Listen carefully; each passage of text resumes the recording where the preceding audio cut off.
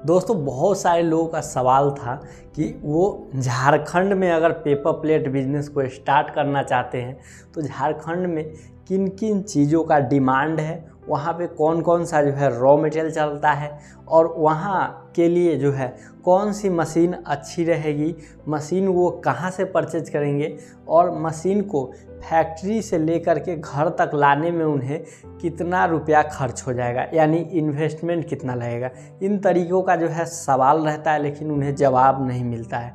बिहार और झारखंड में जो है बेरोज़गारी बहुत ज़्यादा रहती है और ऐसे में स्वरोज़गार को स्टार्ट करके लोग जो है अपना जो है बिजनेस स्टार्ट करते हैं और मुनाफा कमाते हैं और अपने बेरोज़गारी को दूर करते हैं। लेकिन आप लोगों का सवाल होगा कि भाई तुम रहते हो बिहार में तो झारखंड का जो है कैसे पता कि वहाँ क्या चीज़ चलता है और कि क्या क्या चीज़ आवश्यकता है। तो मैं बता दूं कि मैं अपने वीडियोज़ के माध्यम से मशीन को कैसे सेट किया जाता है इसके बारे में इन्फॉर्मेशन देता हूं और इन्फॉर्मेशन देने के बाद जो लोग मुझसे संपर्क करते हैं उसी प्रकार से झारखंड के जो है एक मुखिया जी मुझसे संपर्क किए, जिन्होंने जो है दिल्ली से कहीं से मशीन लाए थे और उनका इंस्टॉलेशन प्लस ट्रेनिंग नहीं हुआ था, जिस वजह से वो मुझे संपर्क करके मुझसे टेक्नीशियन लिए थे, जो टेक्नीशियन जाके उस मशीन को सेटअप कर दिया है, जो कि बैकग्राउंड में उस मशीन को आप लोग चलते हुए देख पा रहे हैं। तो उन्हीं से जो है जानकारी प्राप्त हुआ कि वहाँ मार्केट में क्या मांग है, कितने GSM का पेपर चलता है और किन किन बातों को ध्यान रख के मशीन खरीदना है और बेस्ट मशीन और मैन्युफैक्चर प्लस जानकारी आपको कहाँ मिलेगी, सारा इन्फॉर्मेशन इस वीडियो के माध्यम से देने वाला हूं। सो अभी तक आपने इस चैनल को सब्सक्राइब नहीं किए, चैनल को सब्सक्राइब करें, साथ ही बेल आइकन को प्रेस कर दीजिए। चलिए शुरू करते हैं आज के इस नॉलेजेबल वीडियो को।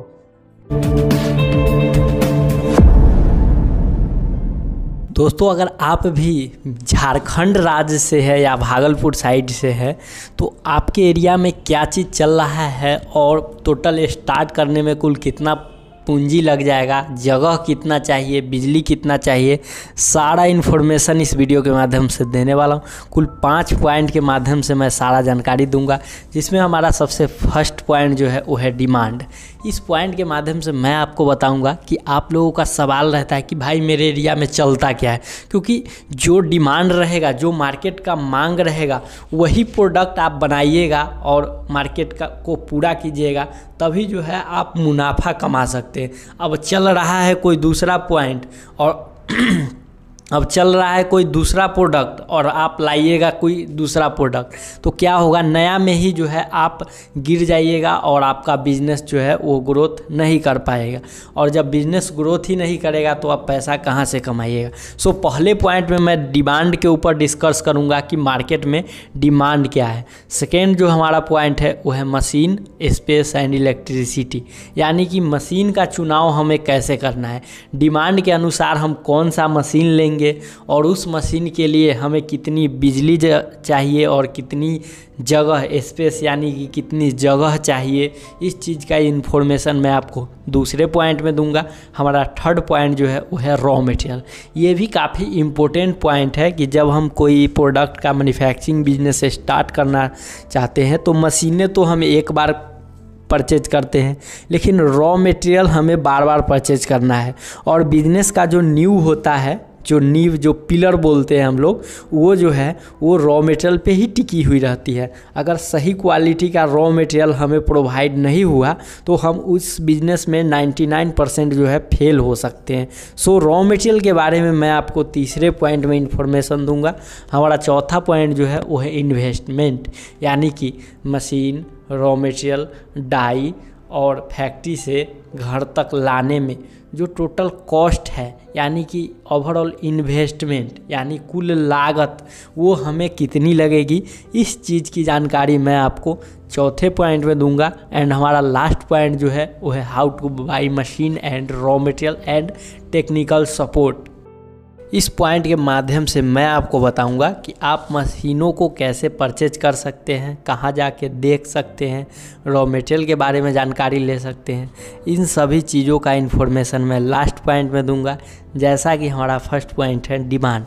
देखिए झारखंड, देवघर या फिर भागलपुर साइड में जो डिमांड है, जो थाली का अगर डिमांड देखा जाए जिसमें जो है भोजन करते हैं, तो उस थाली का जो साइज़ है वो 12 इंच का आता है।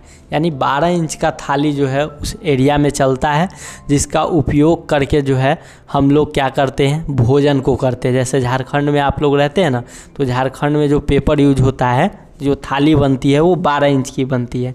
दूसरा जो प्रसाद वाला डोना आता है उसका साइज़ होता है 6 इंच। यानी 6 इंच के डाई से क्या होता है कि प्रसाद वाला डोना तैयार होता है। तो 6 इंच जो है ये प्रसाद में जो है काम आती है या फिर सब्जी खाने में।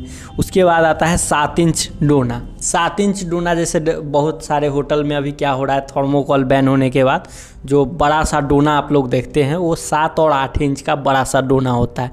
उसके बाद जो चलता है वो 7 इंच का नाश्ता प्लेट, जो चाउमीन में, हाफ प्लेट चाउमीन में, मोमोज में, बर्गर में यूज होता है, वो प्लेट इस टाइप का यूज होता है।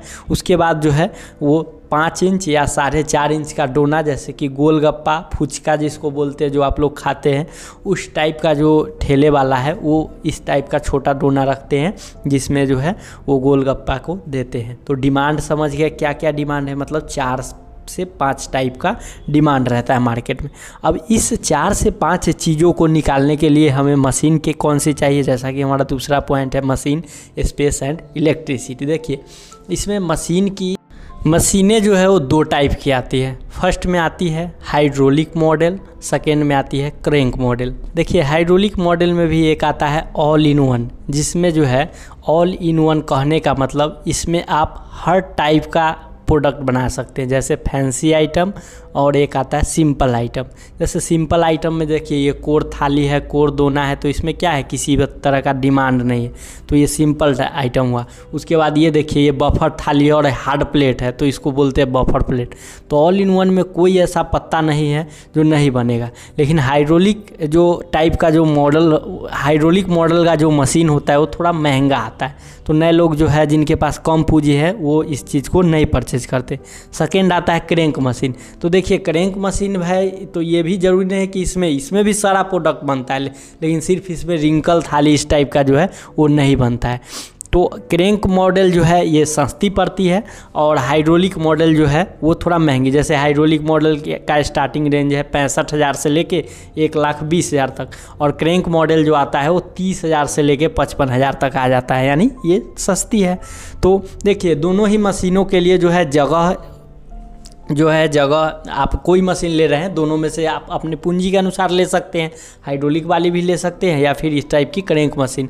तो दोनों मशीन अगर आप जाके देखना चाहते हैं कि कहाँ बनता है, तो ये बिहार के मुजफ्फरपुर ज़िले में कृष्णा इंटरप्राइजेज में जो है बनता है मशीन और रॉ मटेरियल, जिसका नंबर डिस्क्रिप्शन बॉक्स में और वीडियो स्क्रीन पे दिया हुआ है, आप संपर्क कर सकते हैं। अब इसके लिए जगह की कितनी ज़रूरत पड़ेगी, देखिए जगह जो है 10 बाई 10 का इसके लिए चाहिए। दोनों में से कोई मशीन है तो 10 बाई 10 में शिफ्ट हो जाएगा। बिजली अगर ले रहे हैं तो क्रैंक मशीन के लिए कम से कम सिंगल फेज 2 किलोवाट का बिजली लेना होगा, और हाइड्रोलिक के लिए कम से कम सिंगल फेज जो है 3 किलोवाट का लेना होगा, क्योंकि हाइड्रोलिक में 2 HP का मोटर रहता है। दोनों ही मशीनों में जो है कमर्शियल कनेक्शन लेना होगा, यानी घर में जो हम लोग पंखा, फ्रिज, टीवी ये सब यूज करते हैं, ये डोमेस्टिक बिजली से चलता है। लेकिन ये हमारा एक छोटा सा व्यवसाय है, तो गवर्नमेंट का कहना होता है कि कोई भी ऐसा व्यवसाय जिसमें आप जो है इलेक्ट्रिसिटी जो यूज करते हैं वो कमर्शियल होना चाहिए। सो आपको बिजली जो है कमर्शियल लेना चाहिए। तो मशीन, स्पेस, इलेक्ट्रिसिटी आपका जो है क्लियर हो गया। नेक्स्ट पॉइंट है हमारा रॉ मटेरियल। देखिए इसमें जो रॉ मटेरियल आता है वो आता है 80 GSM से लेके 300 GSM तक। अब देखिए GSM के बारे में अगर आपको नॉलेज नहीं है तो इसके ऊपर मैं एक वीडियो बना चुका हूँ, जिसका लिंक डिस्क्रिप्शन बॉक्स में है, आप जाइए उस वीडियो को देखिए और समझिए कि GSM क्या होता है। मैं बता दूं कि GSM का मतलब है जैसे 80 GSM सबसे पतला पेपर, 100 GSM उससे भी मोटा, 120 GSM उससे भी मोटा, मतलब GSM बढ़ते चल जाइए, और जो लास्ट 300 GSM है सबसे मोटा हुआ। ये क्या हुआ, बफर थाली जो आप देखते हैं, जो बॉक्स सिस्टम में हाथ पे रख के खाना खाते हैं, उसी को बफर थाली बोलते हैं। तो इसमें मटेरियल किस टाइप का आता है, तो मटेरियल रोल बंडल बना हुआ आता है इस टाइप का। देख रहे हैं ना, ये रोल बंडल। अब इस रोल बंडल को हाइड्रोलिक ऑल इन वन या फिर क्रैंक मशीन के पीछे उसके स्टैंड पर रख दीजिए। ऑटोमेटिक ये थाली, दोना, प्लेट जिस भी डाई को हम लगाएंगे उसमें वो निकाल के आगे की तरफ बिकती रहेगी। तो ये हुआ हमारा रॉ मटेरियल। अब इसमें आप लोगों का सवाल होगा कि भाई हम तो मार्केट में देखते हैं गोल्डन कलर, साल पत्ता, केला पत्ता। जी हाँ सर, सभी आइटम आपको एक ही मशीन से निकलेगा। डाई चेंज होगा, रॉ मटेरियल चेंज होगा, आपका मशीन चेंज नहीं होगा। जैसा डिज़ाइन निकालना है वैसा आप पेपर खरीदिए और डाई लगाइए और वर्क आप कीजिए। तो रॉ मटेरियल के बारे में आप क्लियर हो गए। नेक्स्ट जो हमारा पॉइंट है वो है इन्वेस्टमेंट, कि आइए इन्वेस्टमेंट हमारा कितना लगेगा। तो सबसे पहले कम पूंजी में क्रैंक मशीन में कितना इन्वेस्टमेंट लगेगा वो मैं बता देता हूँ।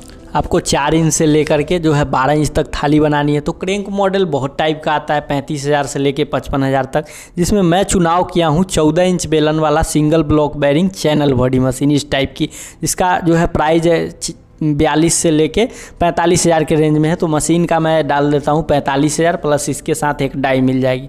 उसके बाद मशीन को ले जाने का ट्रांसपोर्टिंग कॉस्ट मैं 5,000 मान लेता हूँ। देखिए मैं जो भी बताऊँगा इसमें हो सकता है 5,000 10,000 घट जाए या बढ़ जाए, तो इसको मैं केवल लेवल के तौर पे बता रहा हूँ। इसमें घट सकता है, बढ़ सकता है।